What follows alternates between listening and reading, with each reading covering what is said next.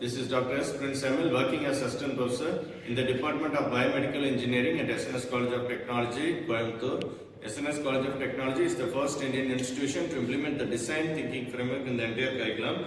Now we, the students of biomedical engineering, we have gathered here to discuss about the case study of spine problems. Generally, this is one of the most important arising issue, is irrespective of the ages. With patients affected by two different back pains. One is the lower back pain and another one is the upper back pain. Based on the different case studies, we have to find some solution to eradicate this problem. Let's start the discussion. So let me tell you the patient profile. So he is a 42-year-old male who works at a software company. His chief complaint was lower back pain to the left leg for 3 months due to the prolonged sitting. So his history of present illness is that lower back pain and increased pain on forward bending, sitting and coughing. So next case is the physical examination. So first one is we have to analyze about the posture. So the thing for this case study is the mild lower flexion, and next one is the range of motion. So it is the reduced lumbar flexion, and the test that we have to do is the straight leg raise test. And another examination is the positive at 40 degree on the left side, which is a kind of neurological examination. And the next one is the mild weak of ankle dorsiflexion, so which means the ankle will be flexion at the dorsal side. So the next one is the decreased sensation over the L5 dermatome.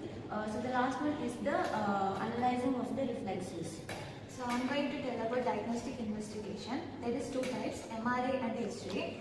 So in MRI, posterior disc protrusion at L4 and L5, compression of the left L5 nerve root, reduced disc height and signal intensity. And in X-ray, mild reduction in intervertebral disc space at L4 and L5. And I'm going to tell about diagnosis. So left-sided L4, L5 lumbar disc, herniation causing L5 radicularity. Then pathophysiology, degeneration of the annulus fibrous nucleus pulpose herniates posteriorly, compression and the inflammation of the spinal nerve root results in radicular pain, sensory loss and muscle weakness. So the next thing, the most important step is the management. In that we are having three types: conservative treatment, interventional treatment and surgical treatment. So first one, conservative treatment, it is a kind of physiotherapy where there will be core strengthening, posture correction and other activity modification and ergonomic advices. So the next one is the interventional, and this will be done only if the symptoms are persisting. So the thing is epidural steroid injection. The last one is the surgical, which is in general called as the microdisectomy. Next we will be seeing the outcomes. So after 8 months of conservative management, the patient has significantly a reduction in pain. He also has improved mobility, that he can walk freely, and also no neurological worsening, that is his nerves are in the normal condition and therefore surgery was not required.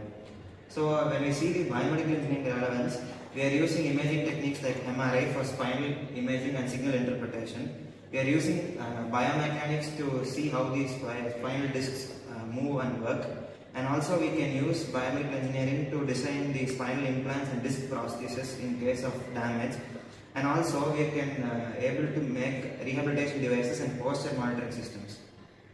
So conclusion is that even though some kind of medical treatments are available, so some kind of general physical activities has to be done by the patients irrespective of the ages. So awareness about this physical, because generally a person affected with back pain must not do all kinds of exercises. It is dependent on the case to case, because some cases will be affected by L4, L5, some will be affected by L1, L2, S1, S2, S3, like that. Different types of bones according to different cases will be there. So we have to find which disc is affected or which bone is being affected, then the case has to be done. So as students of biomedical engineers, one more thing is awareness. You students can go to the people organize some camps about this back pain problems, how to drive the two-wheelers, how to drive the four-wheelers, proper position, etc. So if this awareness is given, then we can help the society as a biomedical engineer. Thank you.